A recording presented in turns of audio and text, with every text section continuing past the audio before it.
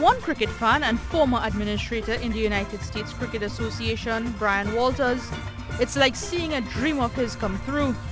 Usually for Brian and other cricket players in the US, a concrete strip is their playing surface for weekend matches. And to see us graduate from that point to actually having what appears to be a very sustainable event take place here, it's beyond our wildest dreams.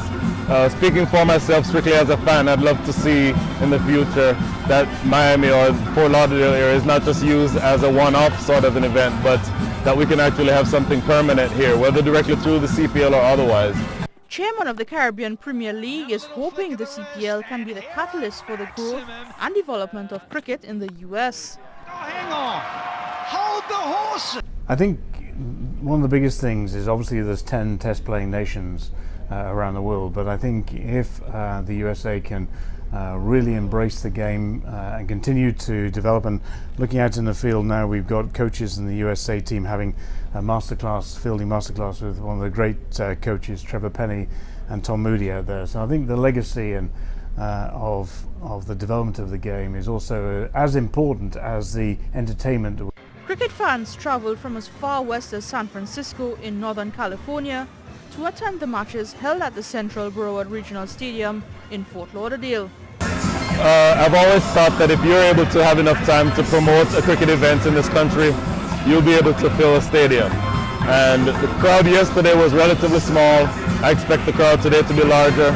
I expect the crowds over the weekend to be absolutely jam-packed. And so it's a really exciting event, and those of us who are really invested in it are looking forward to it. Walters believes that Florida possesses the personnel and supporting infrastructure to house a CPL franchise.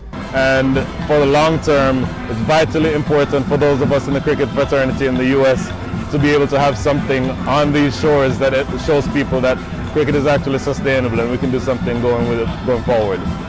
All account from fans, cricket experts and the players themselves, 2016 has been the best edition of the Caribbean Premier League to date, and the organizers have promised that it will only get bigger and better. And I think the quality is absolutely essential, and making sure that it's a spectacle for the fans, and also that the players really enjoy participating for the teams and playing in the matches. Walters is pleased by what he's seeing with the CPL in the US, but his biggest concern is their contribution to the development and training of children and upcoming cricketers. Go there. They're going to take a selfie of you. For example, earlier in the week, there were individuals from the CPL, I believe it was the Ottawas, who entertained a bunch of kids, youth cricketers, teaching them the game, talking to them about the profession, and essentially being a link between what they see on the TV screen and what real life is. And so if we want to make this thing sustainable in any way, our challenge is to make sure that all kids have the chance to be able to experience it. In the days leading up to the matches, the Jamaica Talawas participated in a camp with kids from the area. Chadwick Walton, Kumar Sangakkara and coach Paul Nixon showed them the rudiments of batting, bowling and fielding. However, one special young man came to the ground during the Barbados Tridents practice session and had a wonderful interaction with the team. It's really fun for them to be here because then I can just ask them a bunch of questions that I wouldn't get from regular cricketers. Most of the Barbados Tridents coaches, they saw me bowling. They said that I was a good bowler and I should keep it up. Away from the administration of cricket, the vendors at the stadium were excited to have an event of this size and nature. All of Caribbean heritage, Jamaicans, Trinidadians, Guyanese, they all welcomed the idea of having world-class players grace their community. This proved to be profitable not just in the viewing of cricket, but financially as well. I'm glad to know that international cricket is finding a home in South Florida.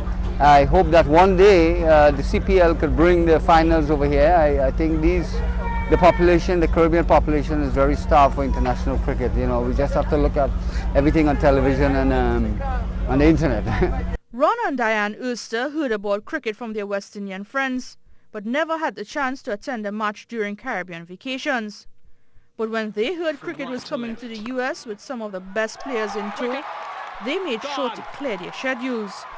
What I'm very excited about is that the fans are really into the game much more than the fans are at a baseball American game.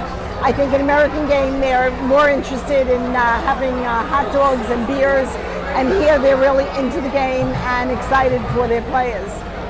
A staunch baseball fan, her husband was slower to catch on to the game enjoyed by over 1 billion people worldwide.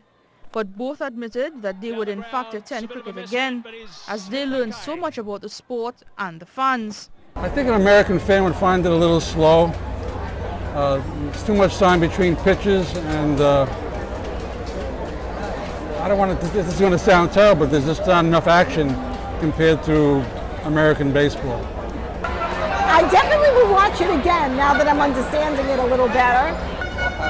I would come again, but it's hard to learn the rules, to be honest with you. Reporting for C Sports from Central Broward Regional Stadium, I am Naasira Mohammed.